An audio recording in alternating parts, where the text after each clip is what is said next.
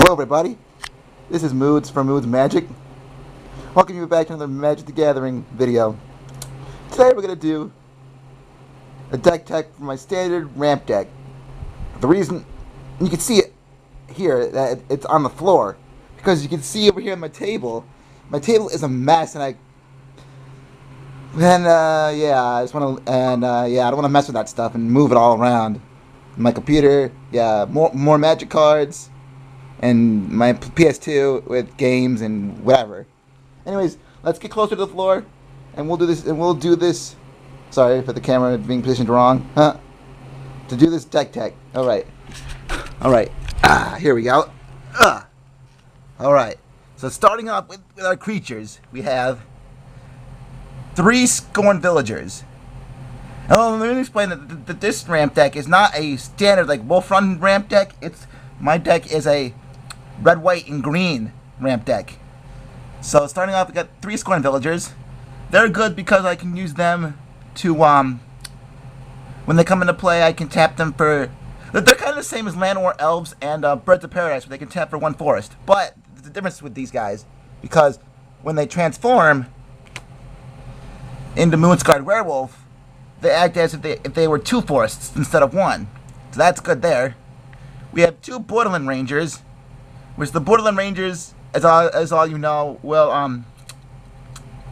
when it comes into play, we can search for a basic land, put it into our hand. Yeah, we only have, and here we got a Strangleroot Geist. We only have 1 Strangleroot Geist because that's, in all seriousness, that's all I have at the moment. When I was ordering Strangleroot Geist before, I was supposed to get 4, but they sold out, and I only ended up getting 1. So that sucks, because Strangleroot Geist is wicked good in ramping decks. Also, and now we got a Young Wolf. Young Wolf it's alright. It's a good 1-drop. I wish I had more Young Wolves, but that's all I found in the packs of cards that I've been buying lately.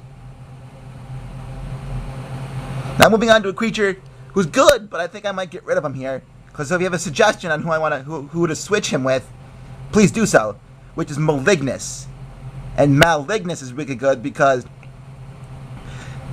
his power and toughness are equal to half of my opponent's life. So if he's at 20 life, he's a 10-10. 14 life, he's a 7-7. And at 10 life, he's a 5-5. And his damage can't be prevented. Which is really good. Now we got more Undying creatures over here in the form of 3 Pyreheart Wolves. I love Pyreheart Wolves because Pyreheart Wolves, along with the Undying, when they attack, my opponent can't block any of my creatures. Well, my opponent can't block except for with 2 creatures or more. So say I attack it with a Pyreheart Wolf, and he can only block the Pyreheart Wolf with 2 creatures, which is really good. Now moving on to more powerful creatures here in red that I have, we have 1 Balefire Dragon, which is really good against weenie decks, token decks, and that's pretty much it. Because he's a 6/6 for 7, and when he attacks and deals damage to my opponent, he deals that much to each creature that he controls. So since the tokens and weenies, like, pretty much have like 1 toughness each on the creatures, goodbye creatures, see you later. That's why I love Balefire Dragon. Like I said, he's wicked good. Moving over here, we have an Archwing Dragon, which I might look to switch as well.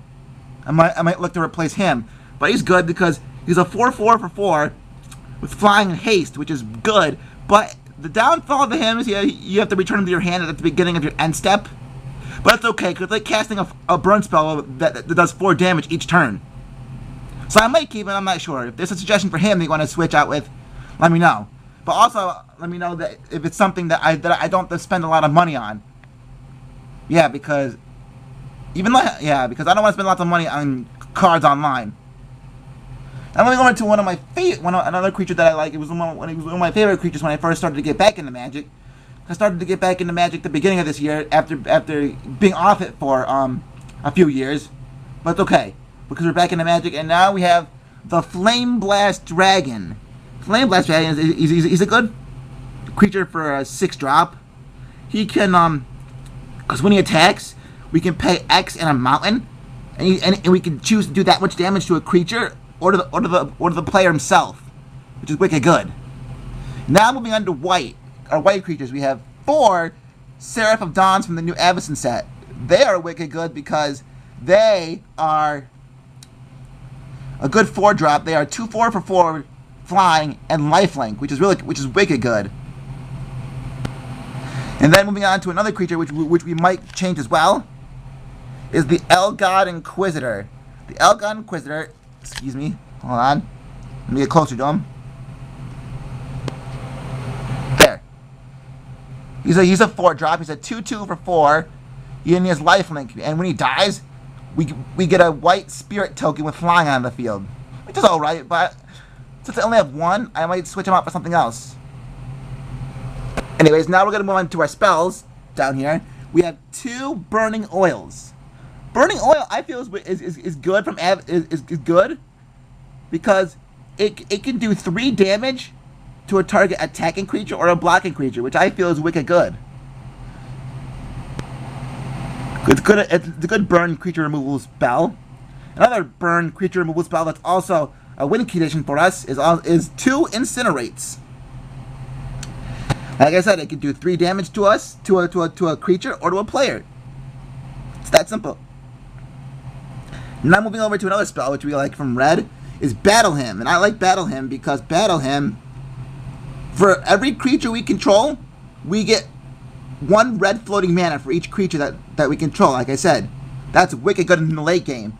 Because if I have 5 creatures in the field, then I get 5 mountains for our bigger creatures. Now more spells. We got 2 Abundant Growth. Obviously, if you're playing Avacyn, you're playing from the Avacyn set, you have in a ramp deck, you have to have Abundant Growth. Because the 2 Abundant Growths that I have here, they're good because when they come into play, we can draw a card, but that's not it. We can enchant one of our basic land, or any land in general, and we can tap that for any color we so choose, which is good. Now moving over to more of like removal spells, we have 1 Divine Reckoning. And it's pretty much the same as Day of Judgment, but except that each player gets to keep 1 creature, and then the rest go into the graveyard. And we can flash it back as well for 7 mana.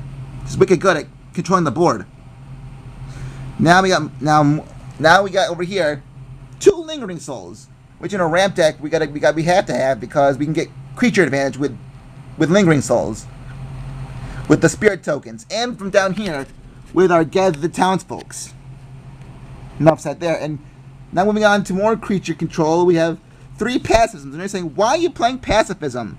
Well, I was confused about that as myself. Why am I playing Pacifism? I don't know. I think I need to swap out Pacifism for something else.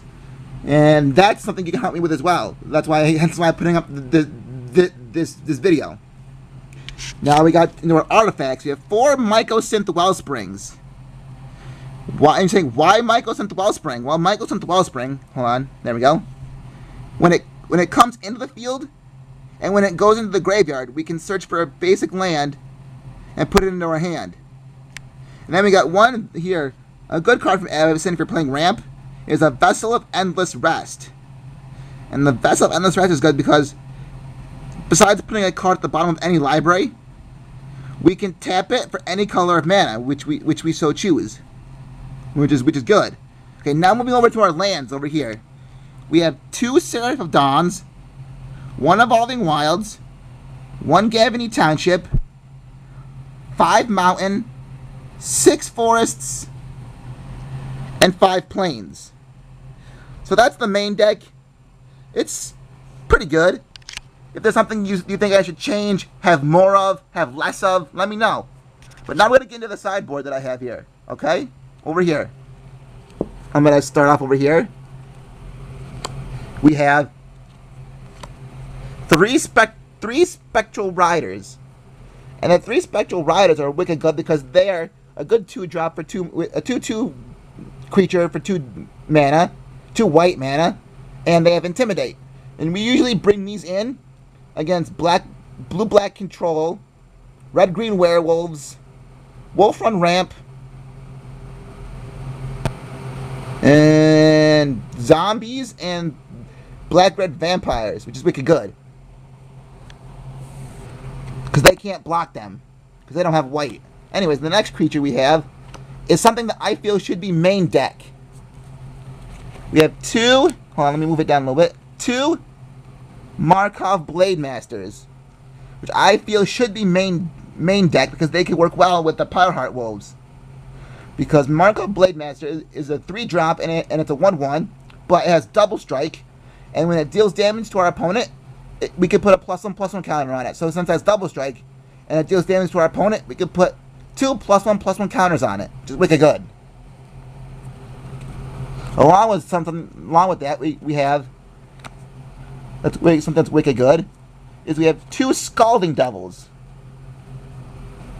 Scalding Devil I feel is wicked good from Addison if you're playing like a red deck wins deck, because Scalding Devil is a 2-drop and it's a 1/1, but you can pay 2 and a mountain to do 1 damage to a player, which is wicked good for a win condition if you need it.